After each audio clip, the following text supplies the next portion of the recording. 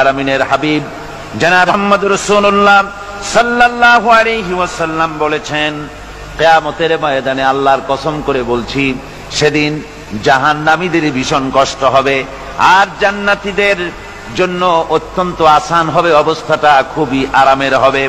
নবীজি বলেন, এক ফরজ নামাজ, এক ওয়াক্ত ফরজ নামাজ আদায় করতে যে সময়টুকুন লাগে, কিয়ামতের মাঠের এই সময়, এত বড় বিরাট লম্বা সময়, জান্নাতীদের জন্য এরকম হালকা হয়ে যাবে। সুবহানাল্লাহ। হযরত আবু সাঈদ খুদরী রাদিয়াল্লাহু তাআলা আনহু হাদিসখানা বর্ণনা করেছেন, এক ওয়াক্ত নামাজ, একটা ফরজ নামাজ পড়তে যতটুকুন সময় লাগে, এতটুকুন সময়ের ভেতরে জান্নাতীদের কারবার শেষ হয়ে যাবে। সুবহানাল্লাহ বিহামদি। আর ওদের কারবার তো শেষই হবে না। وَيَوْمَ تَشَقَّقُ السَّمَاءُ بِالْغَمَامِ وَنُزِّلَ الْمَلَائِكَةُ تَنزِيلًا। ওরা ফেরেশতা দেখতে চায়। সেদিন আসমান সমূহ বিদীর্ণ হয়ে মেঘ পুঞ্জ বেরিয়ে আসবে, আত্মপ্রকাশ করবে। তার ভেতর থেকে ফেরেশতারা ক্রমাগত নাজিল হতে থাকবে। আর অবস্থাটাই হবে, আল মুলকু ইয়াউমাইযিনিল হাক্কু লির-রাহমান ওয়া কানা ইয়াওমান আলাল কাফিরিনা আসীরা। আর সেদিনে বাদশাহী হবে কেবলমাত্র রহমানেরই। ওয়া কানা ইয়াওমান আলাল কাফিরিনা আসীরা। আর সেই কিয়ামতের দিন, সেই সময়টা হবে কাফেরদের জন্য বড়ই কঠিন। এখানে কিয়ামতের কিছু কথা বলা হচ্ছে, কিছু আভাস দেওয়া হচ্ছে যে আসমান সমূহ বিদীর্ণ হয়ে মেঘ পিণ্ড বেরিয়ে আসবে এবং তার থেকে ক্রমাগত ফেরেশতারা নাজিল হতে থাকবে। আল্লাহর হাবিব বলেছেন, কেউ যদি কিয়ামতের দৃশ্য দেখতে চায়, সেজন্য সূরা ইজা শামসু কুবিরাত ওয়া ইজা সামাউ ফাতারাত, ইজা সামাউ শাক্কাত, এই সূরাগুলি যেন পড়ে, তাহলে কিয়ামতের দৃশ্য তার চোখের সামনে প্রতিভাত হবে। কিয়ামতের দৃশ্যটা আসলে কেমন হবে, সেই সূরাগুলি তেলাওয়াত করলে সে বুঝতে পারবে। যেমন আল্লাহ পাক বলছেন, إذا السماء فطرت وإذا الكواكب انتثرت وإذا البحار فجرت وإذا القبور بعثرت।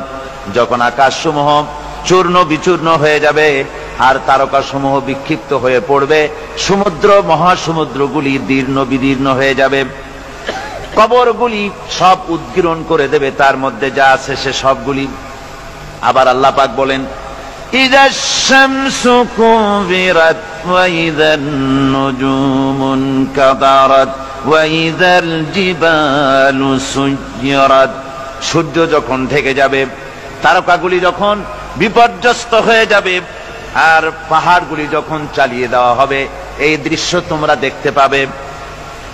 فَإِذَا النُّجُومُ طُمِسَتْ وَإِذَا السَّمَاءُ فُرِجَتْ وَإِذَا الْجِبَالُ نُسِفَتْ। সেদিন অবস্থা এমন হবে, সমস্ত তারকাগুলি স্তিমিত হয়ে যাবে আর আকাশসমূহ দীর্ণ বিদীর্ণ হয়ে যাবে। আর দেখতে পাবে পাহাড়গুলি, সমস্ত পাহাড়গুলিকে উড়িয়ে দেওয়া হবে। আবার অবস্থা আরো কি হবে, فَإِذَا بَرِقَ الْبَصَرُ وَخَسَفَ الْقَمَرُ وَجُمِعَ الشَّمْسُ وَالْقَمَرُ। যখন চক্ষু বিস্ফারিত হয়ে যাবে মানুষের, চাঁদ আর সূর্য নিষ্প্রভ হয়ে যাবে, সব একাকার হয়ে যাবে, চন্দ্র এবং সূর্য তার অস্তিত্বকে হারিয়ে ফেলবে। শুধু তাই নয়, ওয়াহুমিলাতিল আরদু ওয়াল জিবালু ফাদুক্কাতা দাক্কাতাও ওয়াহিদা। জমিন ও পাহাড়গুলির মধ্যে সংঘর্ষ লাগিয়ে দেওয়া হবে আর তা এক ধাক্কায় জমিন এবং সমস্ত পাহাড়গুলি চূর্ণ বিচূর্ণ হয়ে যাবে। সুবহানাল্লাহি ওয়া বিহামদিহি। আল্লাহ রাব্বুল আলামিন বলছেন, এইভাবে করে কিয়ামতের দৃশ্য, বিভীষিকাময় দৃশ্য তোমরা দেখতে পাবে। আর সেদিনের রাজত্বটা কার হবে? আল মুলকু ইয়াউমাইযিনিল হাক্কু লিররহমান। সেদিনের রাজত্ব হবে কেবলমাত্র রহমানের।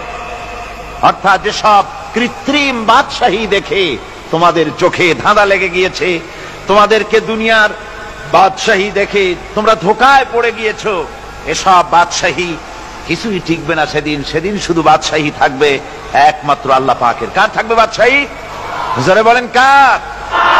আল্লাহ রাব্বুল আলামিন যখন কিছুই থাকবে না ঘোষণা করবেন লিমানিল মুলকুল ইয়াউম লিল্লাহিল ওয়াহিদুল কাহ্হার।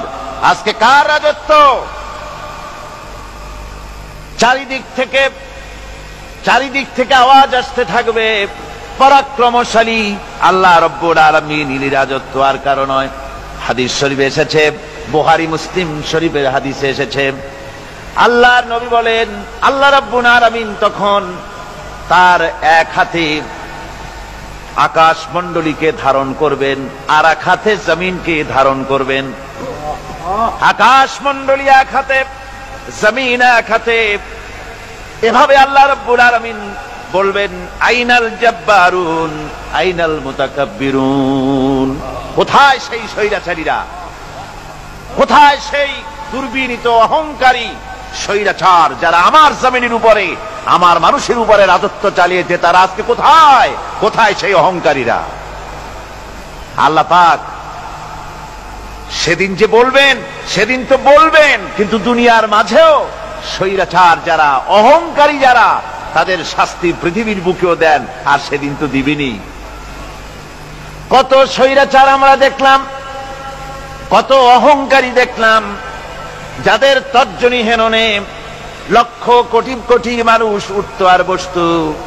তাদের জিল্লাতির সঙ্গে আল্লাহ রাব্বুল আলামিন কতজনকে বিদায় করে দিলেন।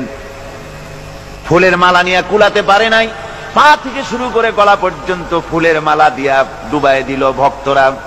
আবার আল্লাহ রাব্বুল আলামিন এমন শাস্তি দিলেন, ফুলের মালার পরিবর্তে জুতার মালা নিয়ে জেলের মধ্যে ঢুকাইয়া দিলেন। ঠিক কিনা গণ? অহংকারী আর স্বৈরাচার যারা হয়, আল্লাহ পাক এভাবে তাদের দৃষ্টান্ত দেখিয়ে দেন। আমরা কত দেখলাম, 9 বছরের রাজা, 10 বছরের সাজা। পৃথিবীর বুকে যারা অহংকার করে, যারা স্বৈরাচার হয়, আল্লাহর আইনকে যারা বৃদ্ধঙ্গুষ্টি প্রদর্শন করে, আল্লাহ পাক তাদের জমিনেও দেখান। এখানে চূড়ান্ত ফয়সালা আল্লাহ করেন না, আসল ফয়সালার জায়গা তো আছেই, তবে এখানে নমুনা দেখায় দেন। কিন্তু মুশকিল হচ্ছে, ইতিহাসের সবচাইতে বড় শিক্ষা হলো ইতিহাস থেকে মানুষেরা শিক্ষা গ্রহণ করে না। একজনে যে কাম করে বিপদে পড়ে, আর একজন এসে আবার সেই পথেই অগ্রসর হয়, নিশ্চিত মৃত্যুর পথে। আমার বন্ধুগণ, আল্লাহ পাক বলছেন সেই দিন আমার রাজত্ব হবে, আর কারো রাজত্ব হবে না। ওয়াকানা ইয়াওমান আলাল কাফিরিনা আসীরা। আর ওই দিনটা, ওই কিয়ামতের দিন হবে কাফেরদের জন্য সবচাইতে কঠিন। সবচাইতে কঠিন হবে কাদের জন্য? কাফেরদের জন্য। কাফের কারা? কাফের হচ্ছে তারা যারা নাকি আল্লাহর আইনকে অস্বীকার করেছে, আল্লাহকে অস্বীকার করেছে, আল্লাহর আইনকে অস্বীকার করেছে। ওরা কি? কাফের। কুফর শব্দের অর্থ হচ্ছে গোপন করা। এই জন্য অন্ধকার রাতকে আরবিতে কাফের বলা হয়েছে, অর্থাৎ যা সব জিনিসকে অন্ধকার দিয়ে ঢেকে দেয়। তো কুফর হচ্ছে সেই জিনিস যা মহাসত্যকে ঢেকে দেয়, সত্যকে, মহাসত্যকে ঢেকে দেয় যেই জিনিস, সেটাকে কুফর বলা হয়। আর এই কাফের অন্ধকারে ঘুরে মরে, সে কোন আলোর খোঁজ পায় না। আল্লাহ রাব্বুল আলামিন বলেন, কাফেরদের কথা এখন শোনাচ্ছেন আল্লাহ পাক, ওয়াল্লাযীনা কাফারু আউলিয়াউহুমুত তাগুতু ইউখরিজুনাহুম মিনান নূরি ইলায যুলুমাত। যারা কাফের, যারা কুফরি অবলম্বন করেছে, তাদের সাহায্যকারী আর পৃষ্ঠপোষক হচ্ছে তাগুত। তাগুত বলা হয় সেই শক্তিকে যে শক্তি শুধু নিজেই আল্লাহর আইন অমান্য করে বসে থাকে না, বরং অন্যদেরকেও আল্লাহর আইন অমান্য করতে বাধ্য করে। ওদেরকে আরবিতে কি বলা হয়? তাগুত বলা হয়। আর এই তাগুতি শক্তি, এই তাগুত হয় তার সাহায্যকারী, যা তাকে আলো থেকে টেনে অন্ধকারের ভেতরে নিয়ে যায়। আর কাফের হচ্ছে আল্লাহ পাকের ভাষায় অর্থাৎ কোরআনের ভাষায় কাফের হচ্ছে সবচাইতে নিকৃষ্ট প্রাণী, সবচাইতে নিকৃষ্ট জীব, মহাসত্যকে যারা অস্বীকার করেছে, যারা আল্লাহকে মানে না, যারা আল্লাহর কোরআনকে মানে না, যারা ইসলামকে স্বীকার করে না, তারা সবচাইতে নিকৃষ্ট প্রাণী। আল্লাহ রাব্বুল আলামিন বলেন, ইন্না শাররাদ দাওয়াবি ইনদাল্লাহিল্লাযীনা কাফারু ফাহুম লা ইউমিনুন। নিশ্চয়ই আল্লাহর জমিনে সব বিচরণশীল জীব যত আছে, আল্লাহ বলছেন আমার জমিনে বিচরণশীল জীব যত আছে তার মধ্যে সবচাইতে নিকৃষ্ট প্রাণী হলো যারা ঈমান আনে নাই, যারা বিশ্বাস করে না আমি আল্লাহকে, যারা পরকালকে বিশ্বাস করে নাই, যারা কোরআনকে বিশ্বাস করে নাই, যারা ইসলামকে বিশ্বাস করে নাই, পৃথিবীর মধ্যে তারা সবচাইতে নিকৃষ্টতম প্রাণী। আল্লাহ বলেন শুধু নিকৃষ্ট জনক নিকৃষ্ট প্রাণী বললেই সারে না, এরা হলো চতুষ্পদ জানোয়ারের মতো। কে বলতেছেন? আমি বলছি না, কিন্তু আল্লাহ পাক বলতেছেন চতুষ্পদ জানোয়ারের মতো কাফেরেরা।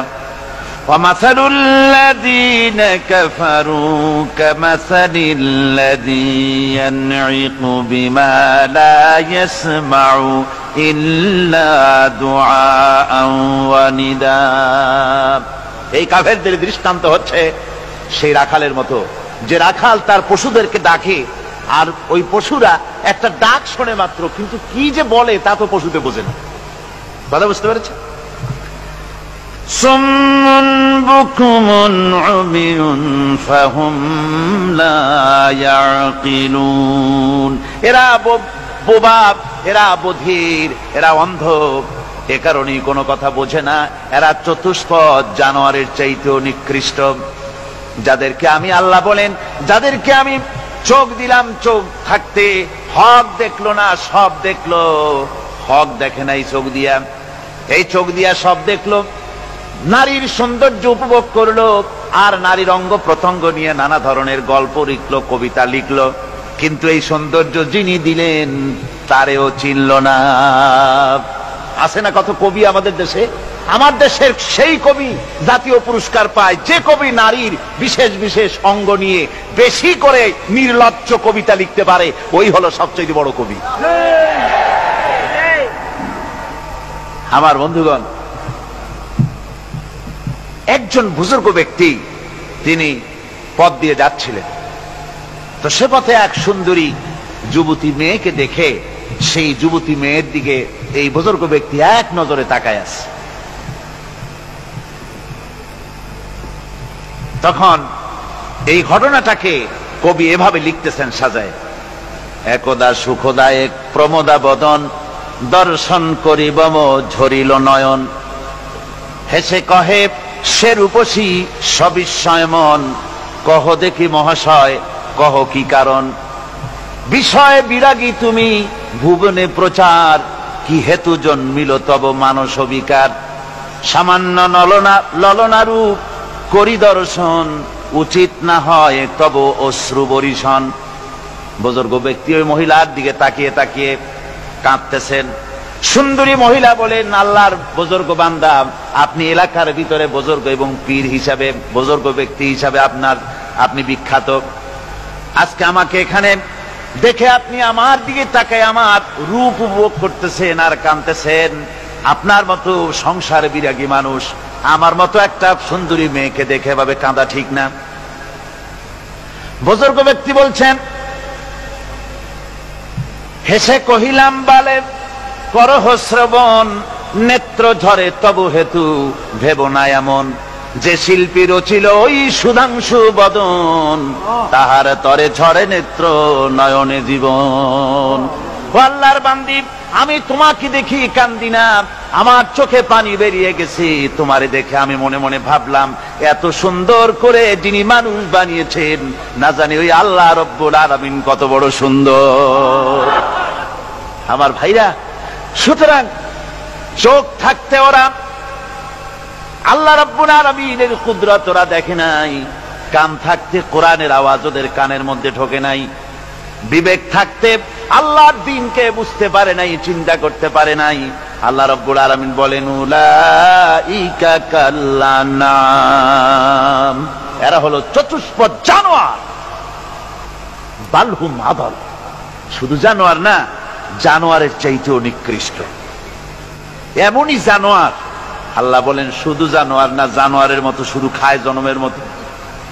ওয়াল্লাযীনা কাফারু ইয়াতামাত্তাউনা ওয়া ইয়াকুলুনা কামা তাকুলুল আনআম, এই কাফেরগুলির কাম শুধু ফুর্তি করা, গান বাজনা, নাটক, গল্প, এই সব কাজ তাদের। নামাজ নাই, রোজা নাই, আল্লাহর চিন্তা নাই, তাহাজ্জুদ নাই, পরহেজগারি নাই, শুধু গান আর নাচ।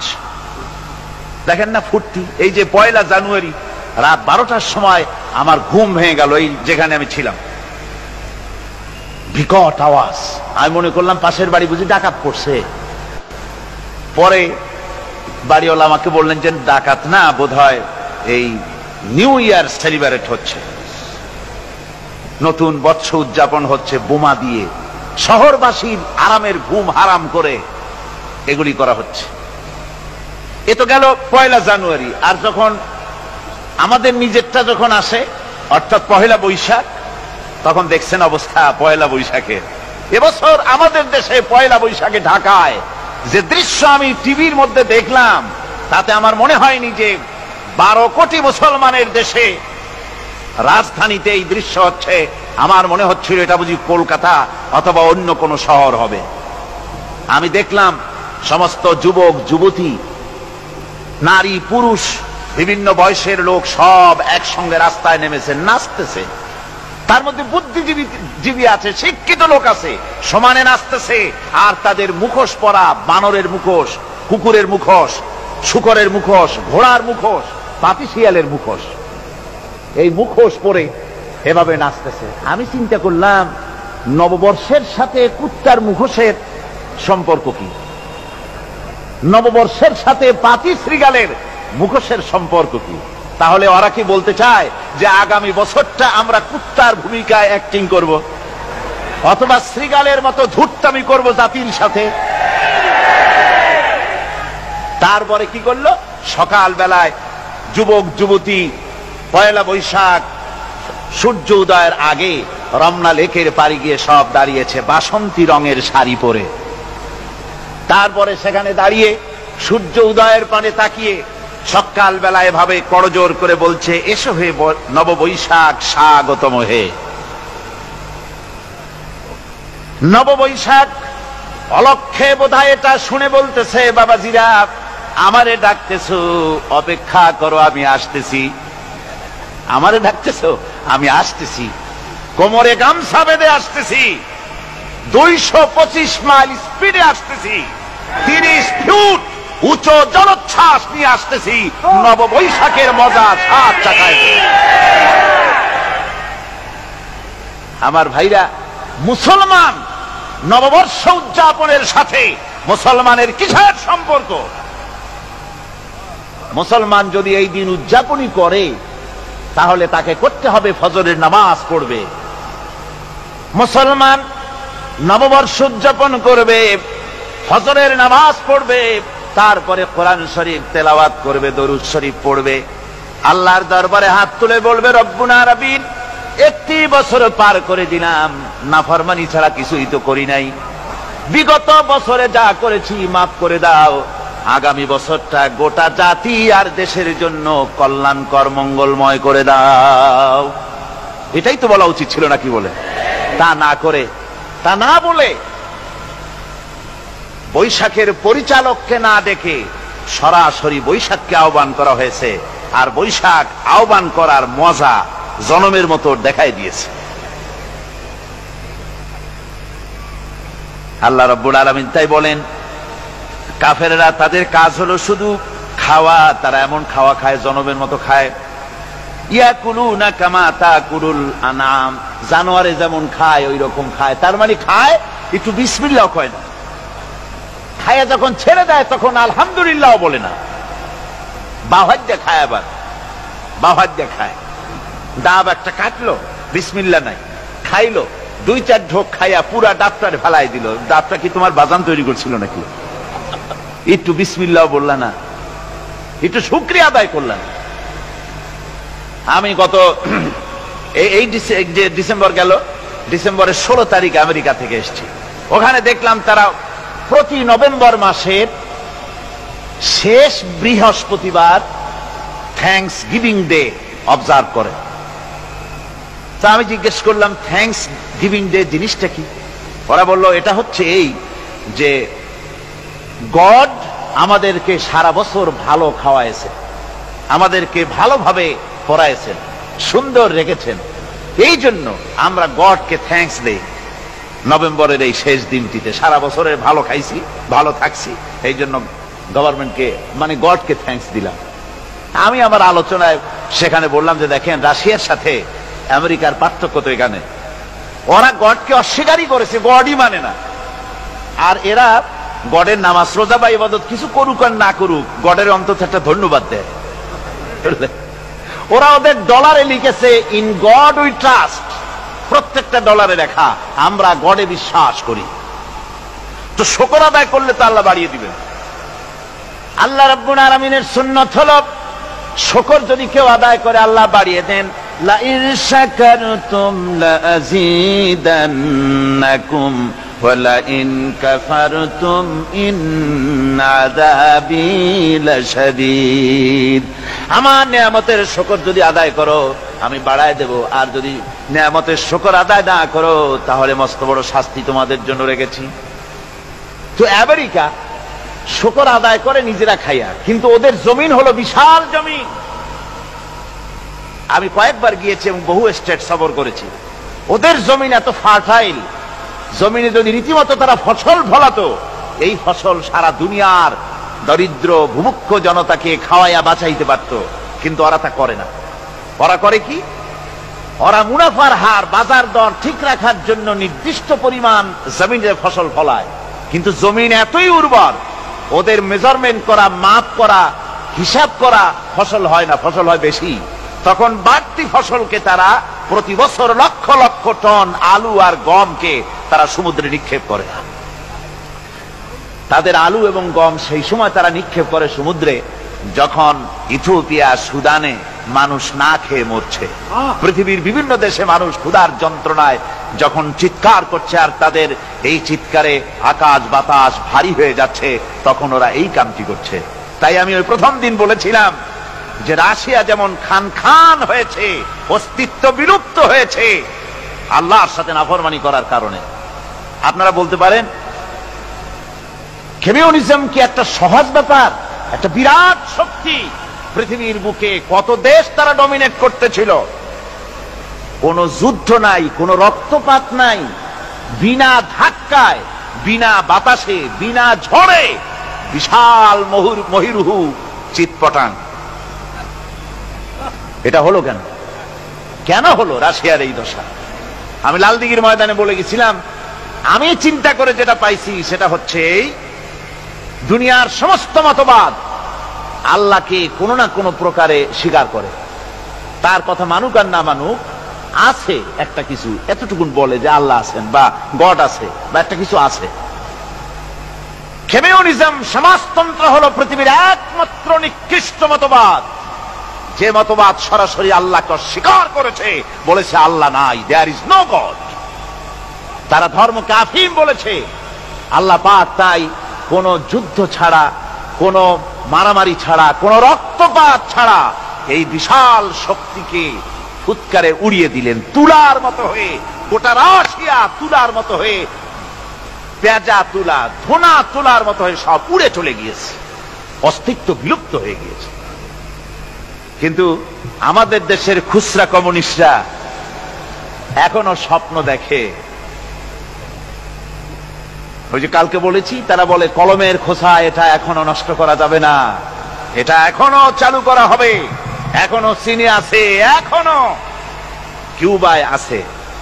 ওই কিউবা থেকে, চীন থেকে ফিদেল কাস্ট্রোর একটু আওয়াজ শোনে, চীন থেকে মিস্টার ব্যাং না কি জানি না, ব্যাং, এর আওয়াজ শোনে, আর তাই মনে করে এ বুঝি সমাজতন্ত্রের বিজয়ের গান। না, চীন থেকে আর কিউবা থেকে যে আওয়াজ আজকে উঠতেছে, এই আওয়াজ সমাজতন্ত্রের বিজয়ের আওয়াজ নয়, এটা হলো সমাজতন্ত্রের মরণ যন্ত্রণার গোঙানির আওয়াজ। কাজেই এরা দুনিয়ার বুকে শুধু আনন্দ এবং ফুর্তি করে, আল্লাহর হককে, আল্লাহকে চিনতে তারা ব্যর্থ হয়েছে। আল্লাহ রাব্বুল আলামিন বলেন, অবিশ্বাসীদের কৃতকর্ম, তাদের কাজগুলি, তাদের কর্মফল সব নিষ্ফল হয়ে যাবে। ওয়াল্লাযীনা কাফারু আ'মালুহুম কাসারাবিন বিকিআতিন ইয়াহসাবুহুল যামআনু মা।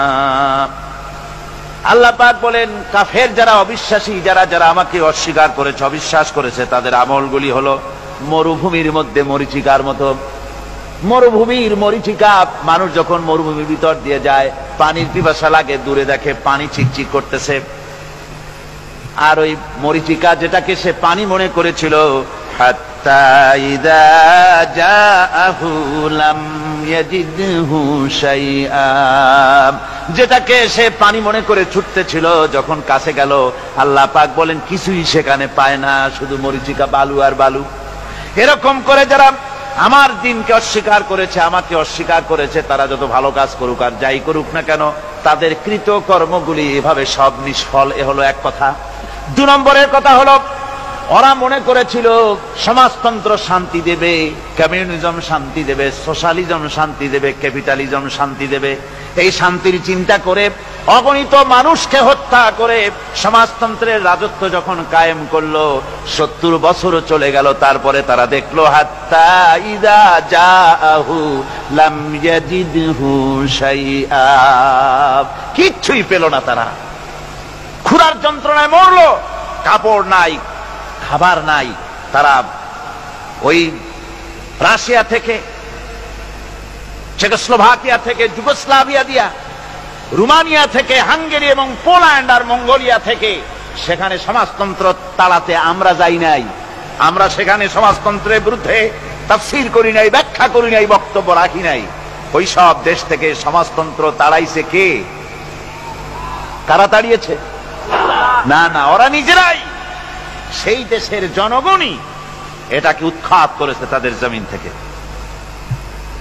আল্লাহ পাক বলছেন, যারা আমার দিনকে, আমার বিধানকে যারা অস্বীকার করবে, তারা এই অস্বীকারী অবস্থায় যদি মৌত হয়, আমার সমাজতন্ত্রী কোনো ভাই যদি এ মাহফিলে থাকেন, কমিউনিস্ট কোনো ভাই যদি এ মাহফিলে থাকেন, তাহলে শুনুন আল্লাহ কি বলতেছেন। আল্লাহর দিনকে, আল্লাহর কোরআন, পূর্ণাঙ্গ জীবন বিধান, অর্থনীতি আছে, সমাজনীতি আছে, রাজনীতি আছে, কথা যারা বিশ্বাস করে না, কোরআনকে শুধুমাত্র নামাজ, রোজা, হজ, যাকাত আর বেহেশত দোজখ যারা মনে করে, জীবন ব্যবস্থা মনে করে না, এই অবস্থায় যদি মারা যায়, আল্লাহ রাব্বুল আলামিন বলেন, ইন্নাল্লাযীনা কাফারু ওয়া মাতু ওয়া হুম কুফফারুন উলাইকা আলাইহিম লানাতুল্লাহি ওয়াল মালাইকাতি ওয়ান নাসি আজমাইন। আল্লাহ রাব্বুল আলামিন বলেন, আমাকে অস্বীকার করার অবস্থায়, আমার দিনকে, বিধানকে অস্বীকার করার অবস্থায় যদি মৌত হয়ে যায়, তাহলে আল্লাহ, ফেরেশতা এবং তামাম পৃথিবীবাসীর অভিসম্পদ তার উপরে হতে থাকে, লানত হতে থাকে। খালিদিনা ফিহা লা ইউখাফফাফু আনহুমুল আযাবু ওয়া লা হুম ইউনজারুন। এই অভিসম্পদ অবস্থায় তারা সব সময় লিপ্ত থাকবে, না তাদের আযাবকে কমায় দেওয়া হবে, আর না তাদের কোন রকম অবকাশ দেওয়া হবে। এখন আরো মজবুত কথা আসতেছে, ওয়ায়াউমা ইয়াউদ্দু الظالم على يديه يقول يا ليتني اتخذت مع الرسول سبيلا সেদিন জালেমেরা নিজেদের হাত কামড়াতে থাকবে। কোন দিন? বোঝেন না কথা? কোন দিন? কিয়ামতের দিন। কিয়ামতের দিন জালেমেরা নিজেদের হাত কামড়াতে থাকবে আর বলবে ইয়া লাইতানি ইত্তাখাযতু মা'আর রাসূলি